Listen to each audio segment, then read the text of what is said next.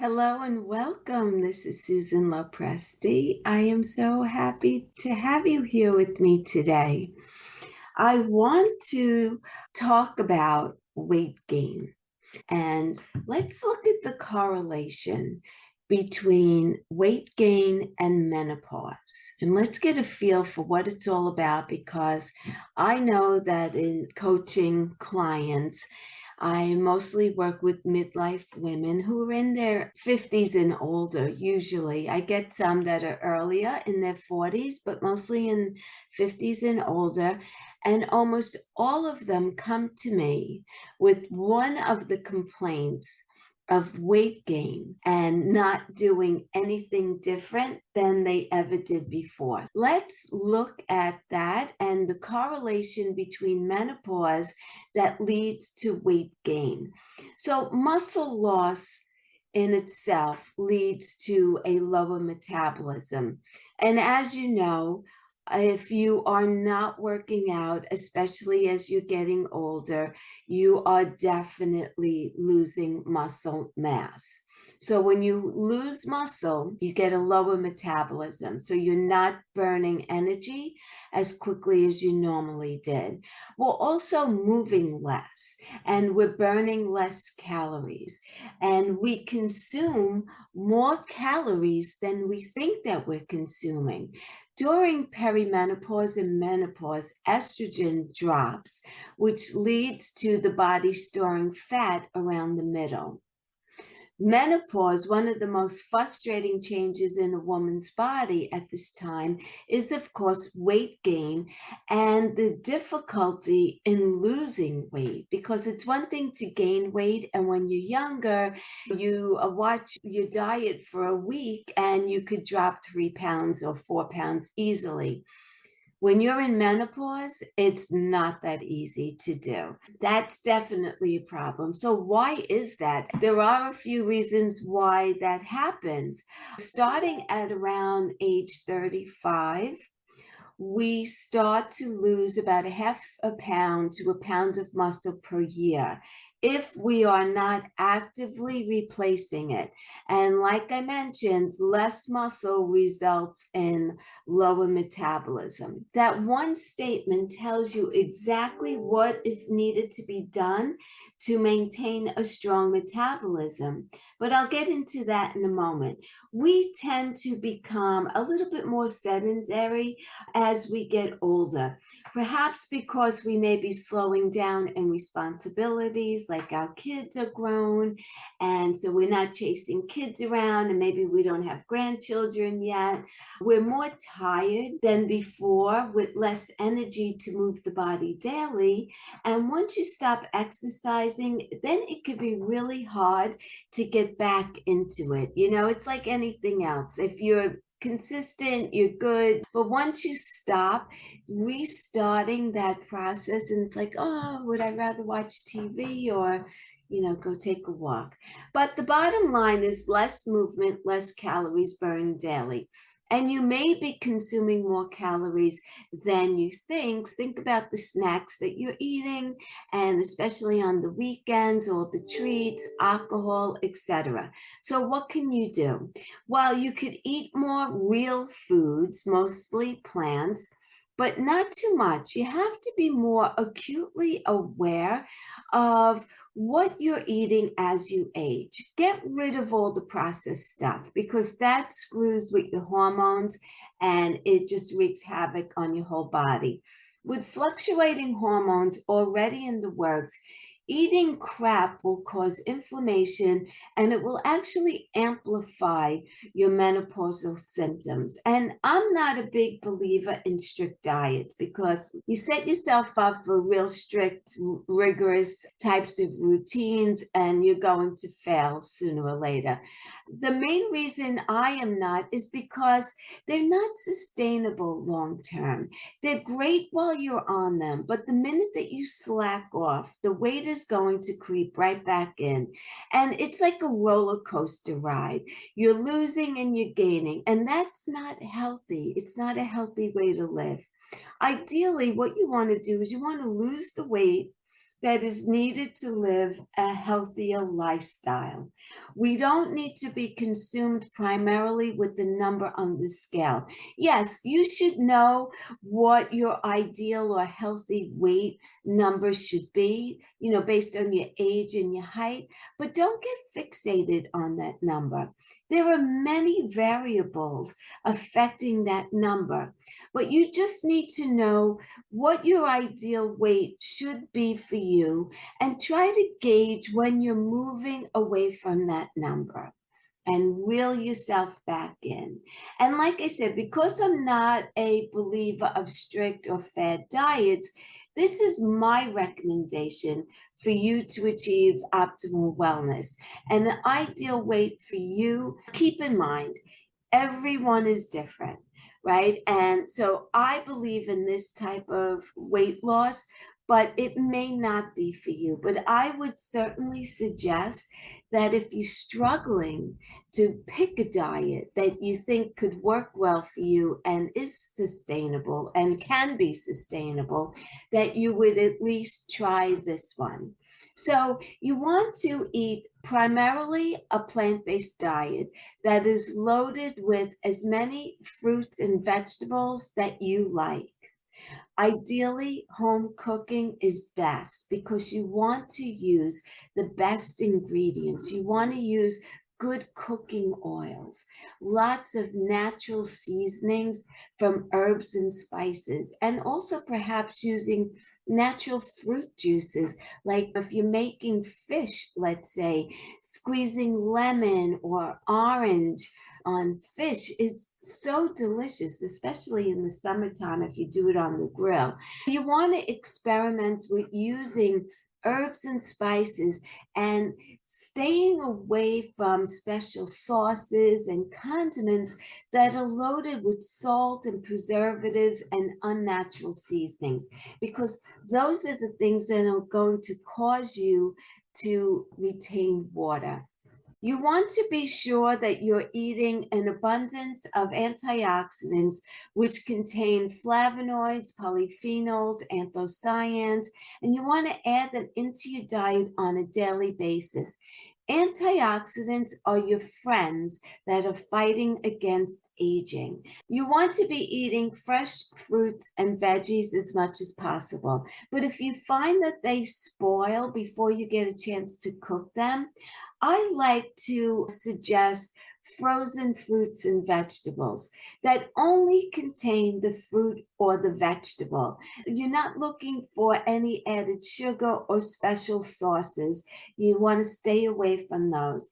And the reason why I like frozen fruits and veggies is that they stay much longer than if you buy fresh. And for me, what generally happens is that I end up throwing out some fruits or vegetables that I did not get a chance to consume before they went bad. What I do is I buy enough fresh produce that I know that I will be cooking within the next 2 or 3 days.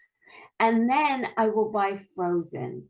I don't food shop more than once a week, and that's why I do it this way for me, because I'd rather just go to the supermarket one time a week.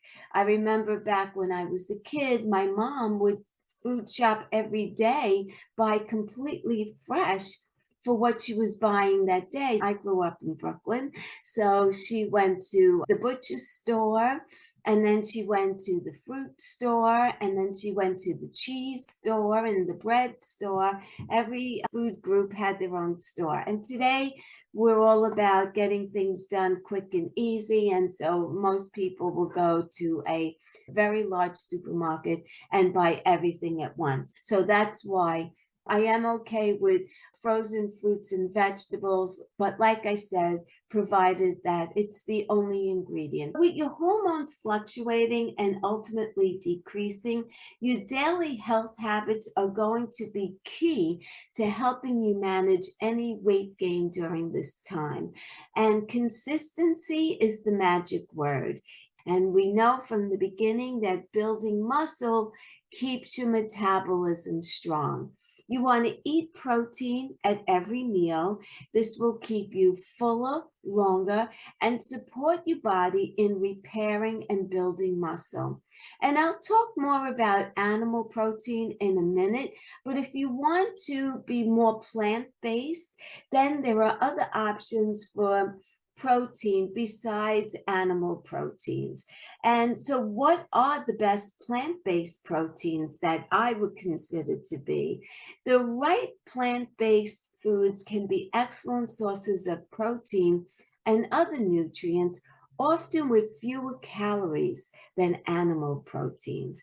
Some plant based proteins that I like are soybeans and quinoa.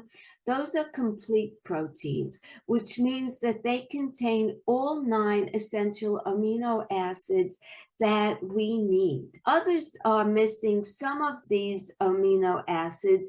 The following helpful plant-based foods have a high protein content per serving. So tofu, tempeh, and edamame, those are all great choices. Soy products are among the richest sources of protein in the plant-based diet. The protein content varies with how the soy is prepared. These soy products also contain good levels of calcium and iron, which make them healthful substitutes also for dairy products. So speak to your doctor about eating soy. Especially if you have a thyroid condition, you will need to limit the amount of soy that you eat because it does interact with your thyroid. And if you're already struggling with your thyroid and to keep it at an optimal level, this may sabotage that. So you want to speak to your endocrinologist and let them recommend how much soy per week would be ideal for you to be eating. The next one is lentils. Red or green lentils contain plenty of protein, fiber, and key nutrients, including iron and potassium. So they're really, really great for us. And cooked lentils contain about 8.84 grams of protein per half cup.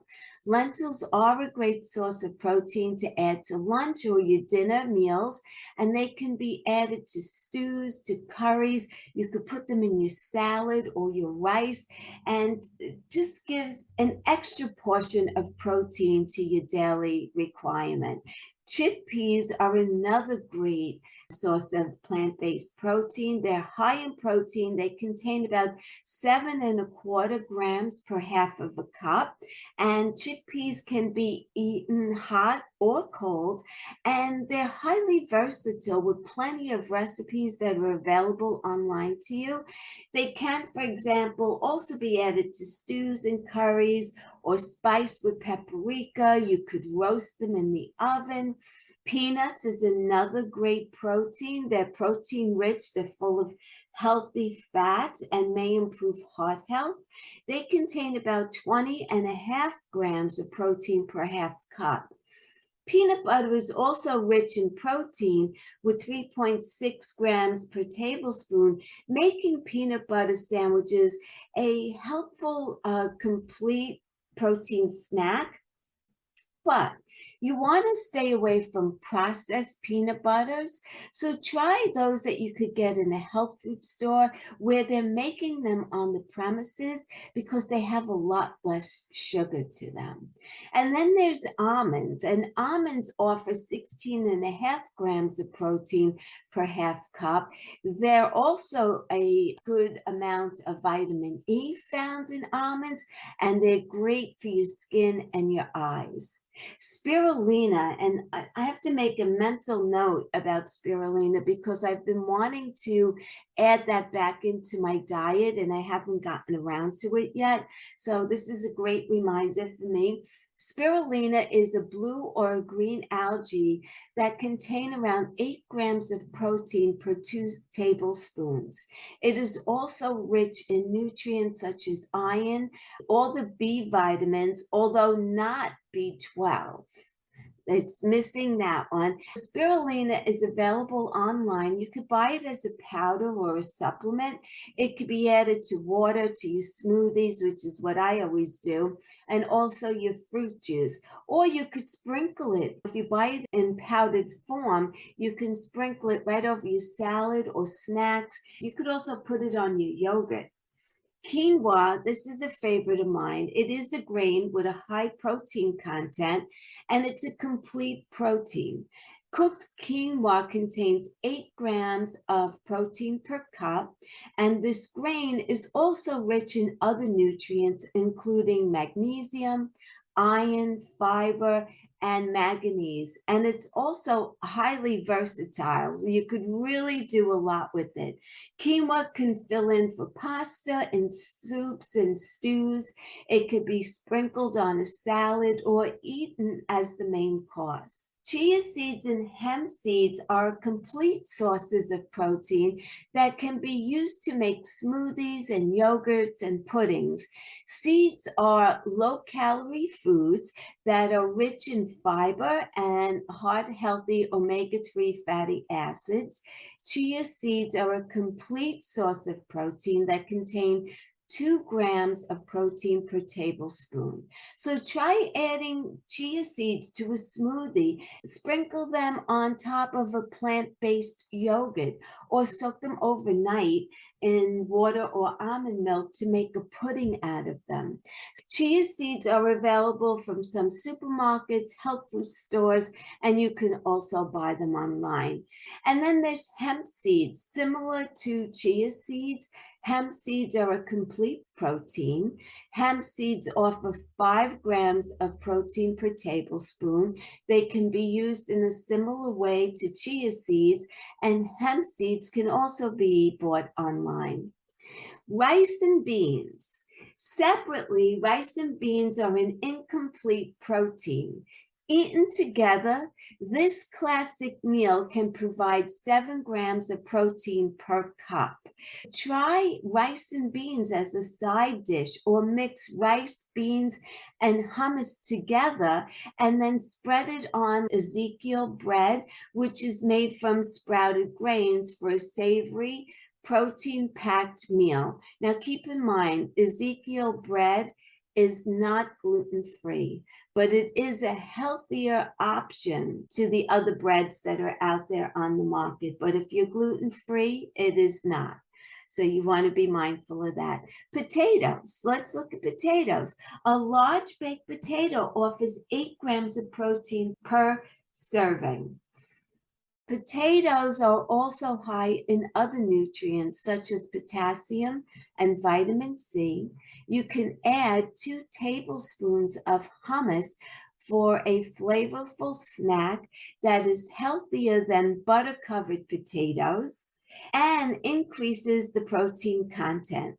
2 tablespoons of hummus contains about 3 grams of protein. I love hummus. It's a great addition to my diet, and I can use it with vegetables and just so many different things with hummus. And then you want to look at protein-rich vegetables. So many dark-colored leafy greens and vegetables contain protein. When you eat them alone, these foods are not enough to meet your daily protein requirements, but a few vegetable snacks can increase your protein intake, particularly when combined with other rich protein foods. A single medium stalk of broccoli contains about 4 grams of protein. Kale offers 2 grams of protein per cup. 5 medium mushrooms offers 3 grams of protein. Try making a salad from baby greens with some quinoa sprinkled on top for a protein-rich meal. Ezekiel bread, again, is a nutrient-dense alternative to traditional bread. It's made from barley, wheat, lentils, millet, and spelt. Ezekiel bread is an excellent source for bread lovers who want a more nutritious way to eat toast or sandwiches. Ezekiel bread offers 4 grams of protein per slice. Get even more protein by toasting Ezekiel bread and spreading with either peanut or almond butter. And like I said, it's not gluten-free, so I want you to keep that in mind. And then animal protein. We definitely want to talk about animal proteins. I'm not against them, provided that, and I'll talk about the provisions. But animal protein sources such as meat and fish, poultry, eggs, dairy are similar to the proteins that are found in your body already. These are considered to be complete sources of protein because they contain all the essential amino acids that your body needs to function effectively. Some animal products are complete sources of protein, such as fish, various types of eggs, dairy products such as cheese, milk, and whey, red meat from cows, bison, and deer, poultry from sources such as chicken, turkeys, and also quail. Animal proteins are complete, but plant-based proteins are not. In total, there are about 20 amino acids that the human body uses to build proteins. These amino acids are classified as essential or non-essential amino acids. Your body can produce non-essential amino acids even if we do not get it from the foods that we eat. However, it cannot produce essential amino acids, which need to be obtained through your diet. So for optimal health, your body needs all the essential amino acids in the right ratio. Vitamin B12 is mainly found in fish, meat, poultry, and dairy products. Many people who avoid animal protein are deficient in vitamin B12. That's important to know. Vitamin D is only found in oily fish, eggs, and dairy. Some plants contain it, but the type found in animal foods is much better used by our body. And then there is DHA, and I'm not even going to try to pronounce DHA. It's an essential amino 3 fat found in fatty fish. It's important for brain health, and it's hard to get from plant-based sources. Then there is hema iron, is predominantly found in meat, especially red meat. It is much better absorbed in the body than non-heme iron from plant-based foods. Zinc is mainly found in animal protein sources such as beef, pork, and lamb. It is also more easily absorbed and used from animal protein sources. Of course, there are also plenty of nutrients found in plants that are lacking in animal foods. Therefore, eating balanced amounts of both is the best way to get all the nutrients that you need. That's my suggestion. Again, we're all individuals, and I don't want to say which is better for you. That is a choice that you need to make for yourself. But what I will say, and I want to make it clear, that if you are eating animal proteins, choose wisely. The labels read grass-fed only and free-range chicken or no artificial flavors, but what do they really mean? Decoding the labels on your food is an important task, especially as more and more hormones and unnatural ways of prepping and preserving food are linked to dangerous health issues. Let's look at some common terms.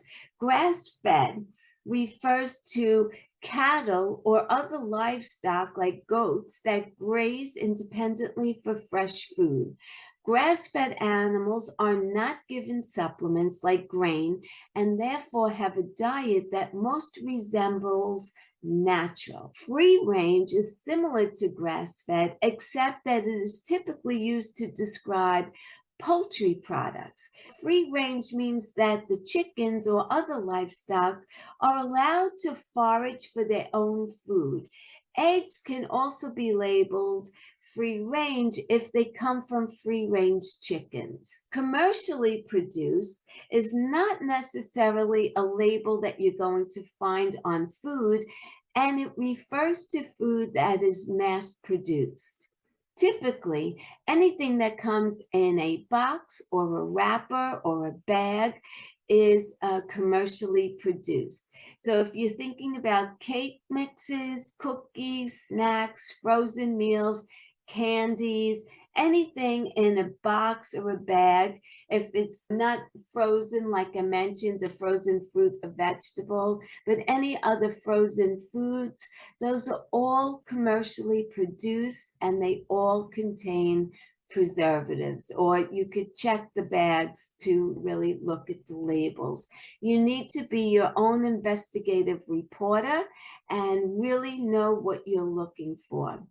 Certified organic or certified organically grown, these terms mean an independent third party supports the product and has verified that it is grown and preserved using organic methods. It's without pesticides and hormones. Pasture raised, this term can be confusing because it sounds healthy. Pastures are green and grassy. So anything fed from a pasture has to be organic and natural, right? Not necessarily. Pasture-raised animals receive a supplement diet of grains, typically in the winter months. And so the animals are not 100% grass-fed. And then let's look at choosing grass-fed meat. The three main reasons for eating grass-fed meat are nutrition, animal welfare, and humane slaughter. Obviously, the biggest drawback is price, and especially today in today's economy. But let's put that aside for a moment. Organic foods are more expensive because they're higher quality. In simplest terms, grass-fed beef is easier on the digestive system. The meat contains a balanced combination of omega-6s and omega-3s. As far as animal welfare goes, although we can't be sure, it's pretty safe to assume that an animal who has the freedom to roam freely outdoors will have a higher quality of life than livestock in industrial farms and factories, because they're all bunched together, they're in these crates, they're fed antibiotics, they're breeding disease, and it's just a mess in there. And you don't even want to know about it because you'll stop eating animal protein altogether. If your diet is based on animal rights, choosing grass-fed is definitely for you. Let's look at the humane slaughter. According to the USDA Humane Slaughter Act of 1978 states that humane slaughter requires proper treatment and humane handling of all food animals slaughtered in USDA inspected slaughter plants. It does not apply to chickens and other birds. For example, some provisions of human slaughtering include keeping animals in an area that is familiar to them in order to reduce the stress that they get before they go to be slaughtered. Also, the killing of the animal should be instant, or the animal should be unconscious so that it does not feel the pain. Checking the meat labels at your grocery store will allow you to see if there is anything on the label about the animal being humanely raised, which can include humane slaughtering. How do you make decisions about your food? It gets a little bit complicating and overwhelming after a while. Standing in your grocery store, trying to decide between meat packaged with the label from the grocery store brand and the more expensive brand that says certified organic. How do you make that decision? Well, you need to ask yourself the following questions when trying to determine if you should purchase organic. How often does my family consume beef? What is the difference in price? How organic is the meat?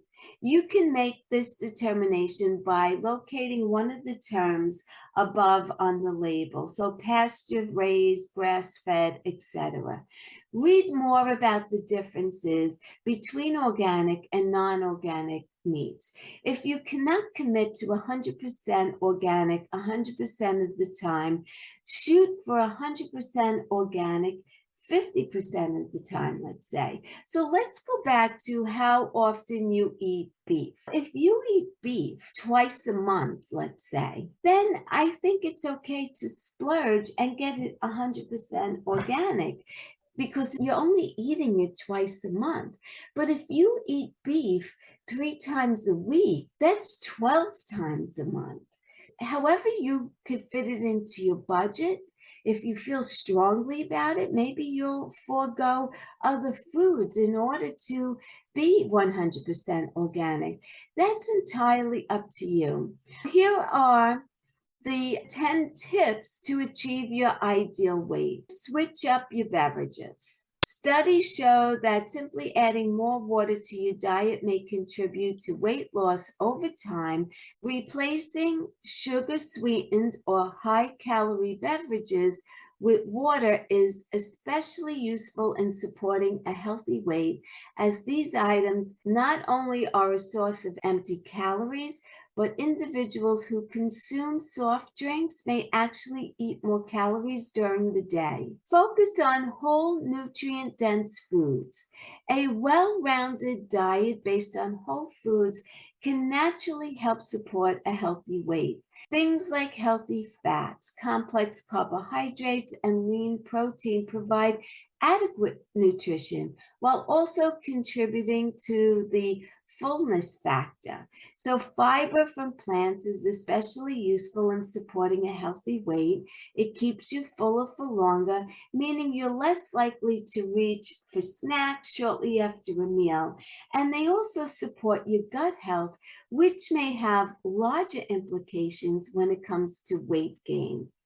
You want to limit your exposure to additives. Some compounds you're likely to encounter in your daily environment may contribute to weight gain by affecting the body's ability to metabolize fat.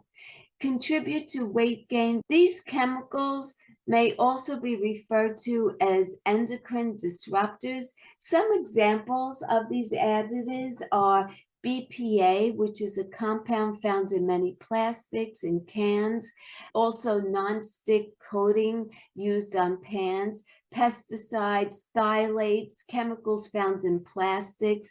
These are all the different toxins that we're exposed to probably daily in some form or another.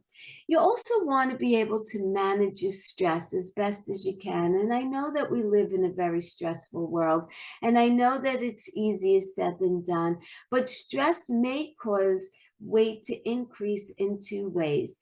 First, the body increases its production of stress hormones. When these hormones are triggered, the body goes into fat storage mode and becomes more effective at storing fat. The second way is emotional. Stress tends to cause people to seek comfort, often in the form of food, and that's natural. Many of us are like that, and you can't beat yourself up over it, but just being aware of it is important. In fact, the more stressed you are, the more you may be drawn to fatty, sugary foods. So not only are you more drawn to high-calorie foods when stressed, but your body is also more efficient at turning them into fat. I just want to talk briefly about some ways that we could reduce stress. Yoga is a great way. Exercise, meditation, which I do a lot of live meditation classes, so look out for that. Follow me on Instagram to catch that. Music also eliminates stress. Deep breathing and books. And then you want to eat mindfully. What does that mean exactly? When you're eating, try to slow down and be present, be in the moment, be grateful for the food, and try to chew each bite thoroughly. By trying to eat and chew mindfully, you may find that you're satisfied by a much smaller portion than when you're rushed and you don't take the time to consider the meal. Even if you work and eat lunch at your desk, you're working and you're taking bites, you're not paying attention to the food, and you may have been full a long time before you actually finish that meal. So when you're mindful and you're just enjoying the flavors and the texture of the food, and maybe you're giving thanks that you have this wonderful meal in front of you, you are paying attention, and you're paying attention to your body. And you may decide, you know what? I think I'm done for now. Let me wrap it up or put it in the refrigerator, and maybe I'll eat the rest of it a little bit later. If you're trying to lose weight, make sure that you're not getting too hungry between meals. When this happens, you're more likely to binge on the foods that you're trying to limit. So not only are you more inclined to make impulsive and poor food choices, but you may end up eating far more than you normally would. And you want to cook your foods at home. Not only are portion sizes larger at restaurants, which leads people to eat more, but they're typically higher in fat and salt and sugar. So eating out can be a fun treat. But if you're getting the majority of your foods from restaurants, you may be consuming more calories than you realize. So start experimenting with cooking at home, especially now that it's wintertime and you're spending more time in your house. Cook at home. Explore a variety of whole foods and cooking techniques. And then you want to prioritize your sleep. Skipping out on sleep can cause disruptions in your circadian rhythms, which can increase inflammation in the body and create conditions conducive to weight gain. Sleep deprivation also causes your body to produce more ghrelin, which is a hormone that signals you to eat. Most adults need 7 to 9 hours of sleep per night. Then you want to look at exercising your body. Working out helps to relieve stress, it burns calories, and it gives your metabolism a boost, even when you're not working out. Make sure to have some protein following your workout to help support muscle repair. Start with resistance training. This will boost your metabolism, it will strengthen your muscles, and ultimately help you to burn more fat. It will help with bone density and joint health and encourage you to feel more excited to move. Weight training is also recommended where you work the larger muscles of your body, those which are used for pulling and pushing and squatting.